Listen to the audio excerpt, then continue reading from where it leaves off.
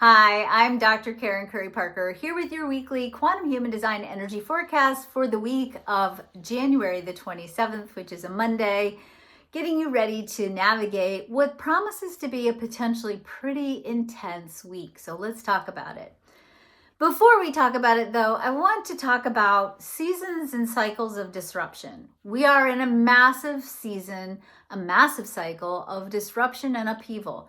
It's pretty much what I would expect to see playing out on the external world right now. It's pretty much what I would expect to see, courtesy of the planetary curriculum that we're in right now. This season of disruption, which started more than a year ago, is going to promise to last at least a couple more years.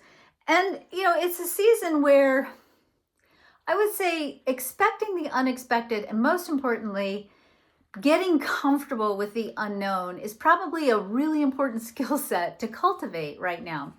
Now, for us to cultivate that skill set, what we need to be able to do is to trust something. And really the only thing that we can trust is ourselves. We are designed to have an inner navigation system, an inner compass. That's really what human design teaches you to reconnect with. Your human design strategy and authority teaches you to remember, what does it feel like in your body when things feel right? And what does it feel like in your body when things don't feel right? And it's a training, a practice basically, that helps you remember how to navigate seasons and cycles of unknown.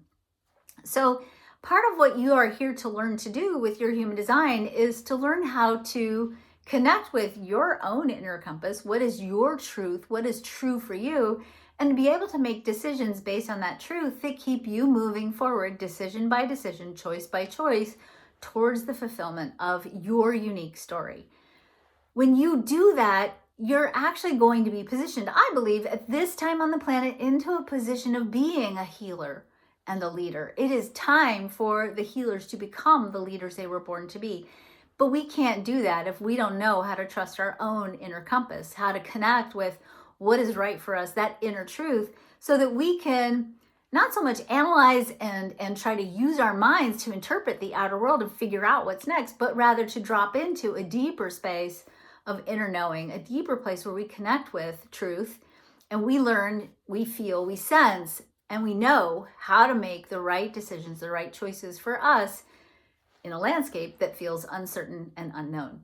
Starting on Monday, February the 10th, for 5 days from February the 10th to February the 14th, Valentine's Day, I'm going to be leading a 5-day masterclass series called Awaken to Your Human Design. This is a program where we're going to talk about how do you get reconnected to your inner authority? How do you get reconnected and learn to trust through practice your intuition and your instincts so that you know how to know? And not only do you know how to know what to do no matter what the circumstances are, but also how to trust your own inner knowing so that when you're bombarded with information or misinformation, when you feel confused or overwhelmed or even out of control of a situation that you don't understand, because that's pretty normal right now, you're going to know how to drop into yourself, your heart, your body, and trust your inner knowingness so that you'll know how to navigate times of uncertainty and make the right decision for yourself, your family, your community, even for the world, step by step by step, choice by choice by choice. I'll put the registration link in the notes below. Let's talk about this week.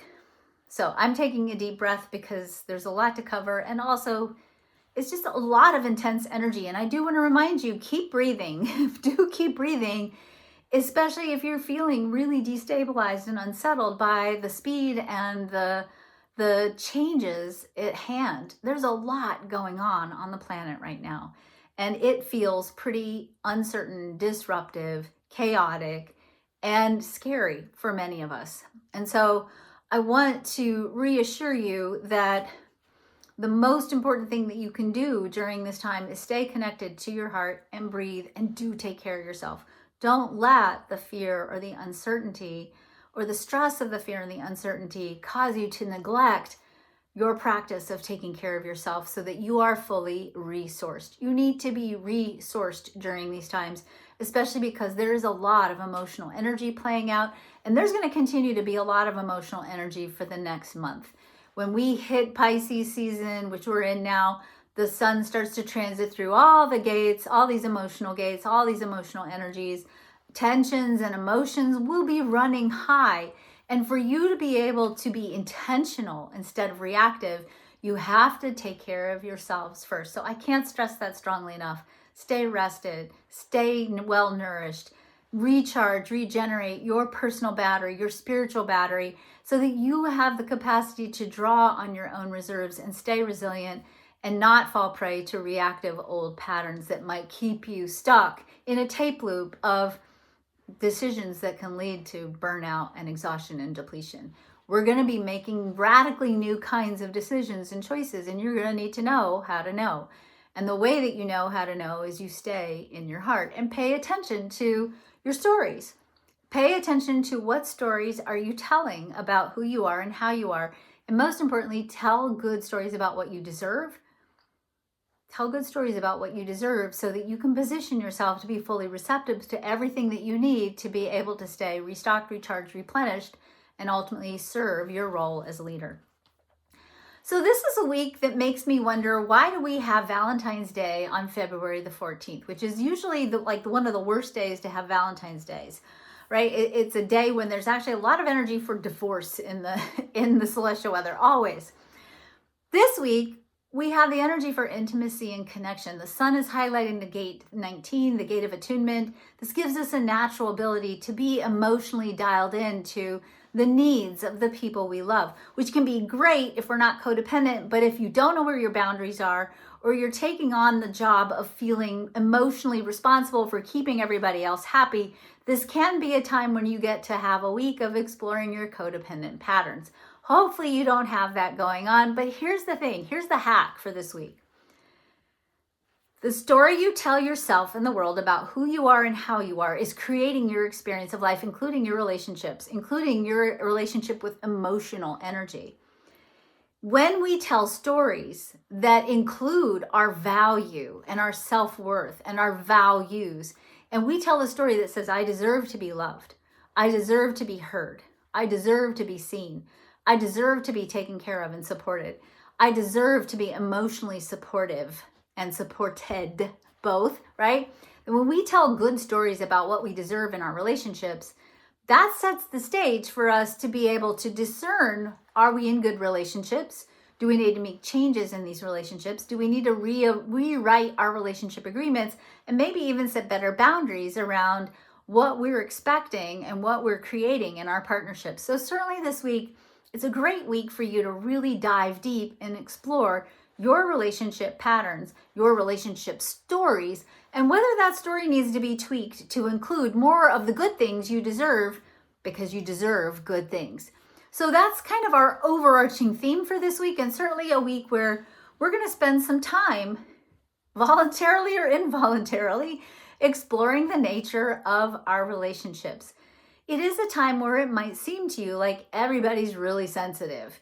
And certainly I would say stay off social media when everybody's feeling really sensitive, because it is going to be so easy for things to potentially be misinterpreted or interpreted in ways that can feel really hurtful or harmful. So be gentle with yourself and with each other, because it's going to feel potentially very raw, very much like we're all dialed in emotionally to each other. And certainly because this has the potential to be very emotional energy, it certainly can be a time that can be very dramatic and very intense. With the earth highlighting the gate 33, we're also blabbing our secrets to each other involuntarily in some cases. So be prepared to really see that the truth gets revealed this week, either intentionally or unintentionally. And be gentle with those truths. We are witnesses when we hear other people's stories and other people's secrets.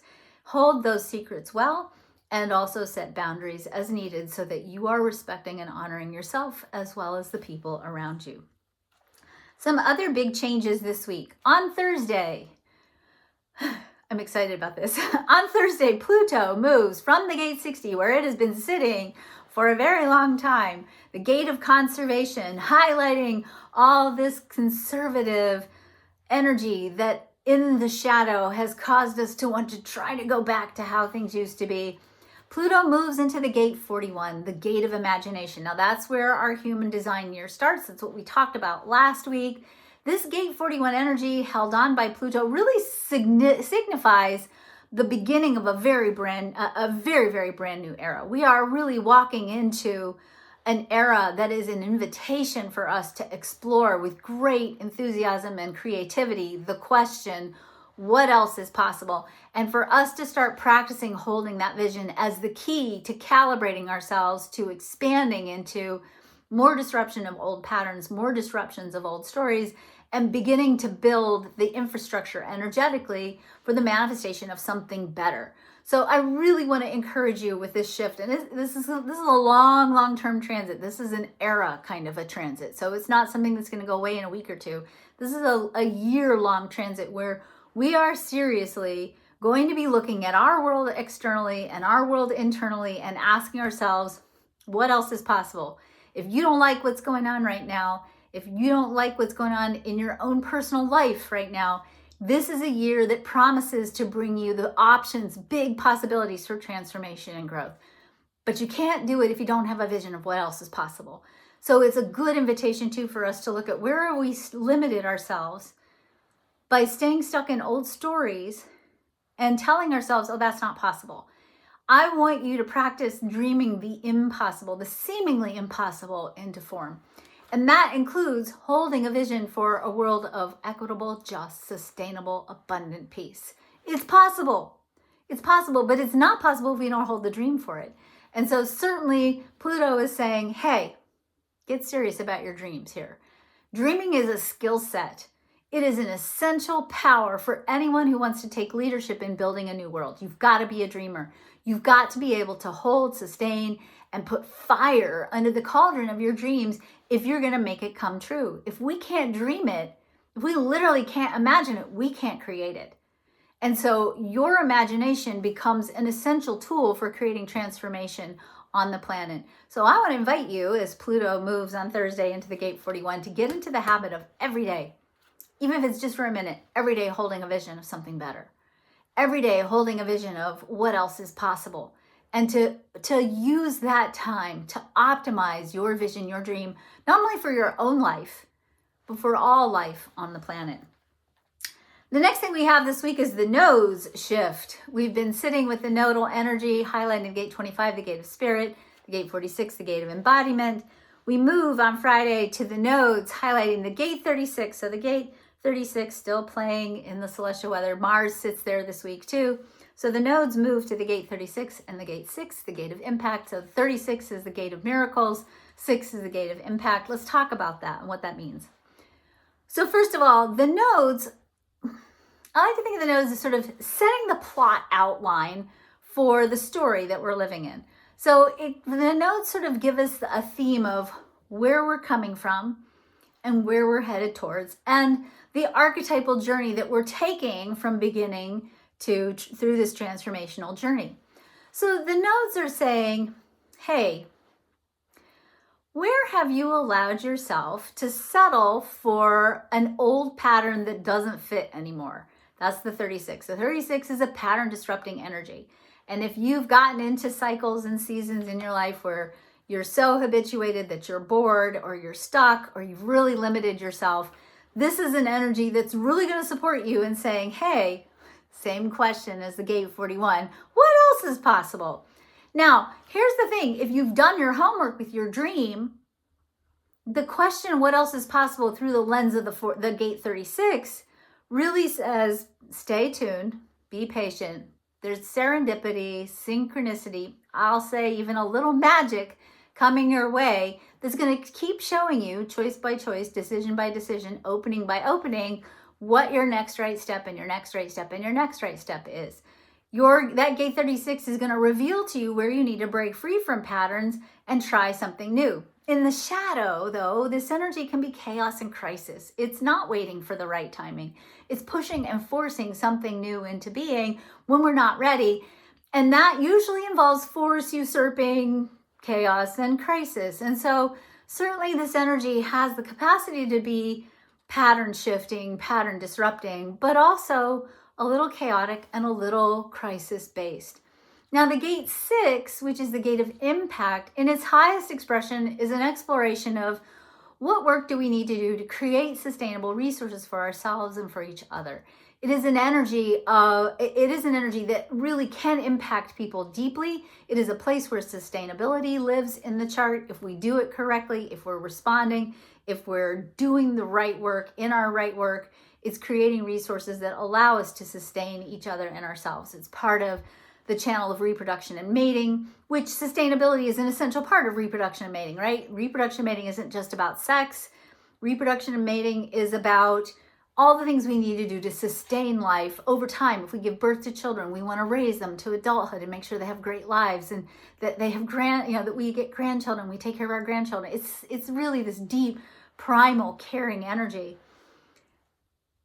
And certainly as we grow and expand and we break free from patterns, it allows us to then take those new patterns and implement them sustainably to facilitate thriving for everyone, to facilitate well-being for everyone in a sustainable way. That's the highest potential. But and you won't hear me do this very often, I'm going to throw a little bit of a cautionary flag on the play. These two energies are energies that are oftentimes associated with war and fighting and disruption of patterns, and not waiting for the right timing for the disruption of patterns, but emotionally forcing patterns to be broken and impacting and forcing people to follow rules or limitations and resources in a way that can feel scarce and scary. And so when we look at the celestial weather right now, and as I said, Mars is highlighting this week too, this gate 36 energy of crisis and chaos. It certainly is an energy where there's a lot of potential for tension and a buildup of tension and even a buildup of fighting. And so I want to encourage you this week, as we're all being emotionally needy and emotionally dialed into each other, and the emotional weather is just really high right now and will continue to be for the whole month of February, that everything we do has to be intentional and deliberate. The 6 is on the sacral. It comes from response. It's not initiated. The 36 is emotional. It's on the solar plexus. It needs time for clarity. We all need to be slowing down enough in our responses to each other to where we are intentional and deliberate and not reactive and emotional. And certainly I would say when this energy plays out, this is why the self-care piece is so important. It's so much easier to be present to people, to be curious about emotional energy, to be open and aware of each other in a compassionate way if we've got our own needs met, right? It's so much easier to not react when you're well rested and you're not hungry and you're not stressed. When we are taking care of ourselves, we can be better present and more intentional in our response to others. And so certainly I would say this week, take a breath before you say anything to anyone this week. Take a breath, get into the practice, taking a breath and bringing your awareness back into your heart and bringing your presence to the table, and make sure that you are very intentional and deliberate with what comes through your being and out your mouth, because it is a week where tensions could lead to fighting if we're not careful. That's it. That's what I got for you this week. Take good care of yourselves. Be well. I'll talk to you next week. Bye.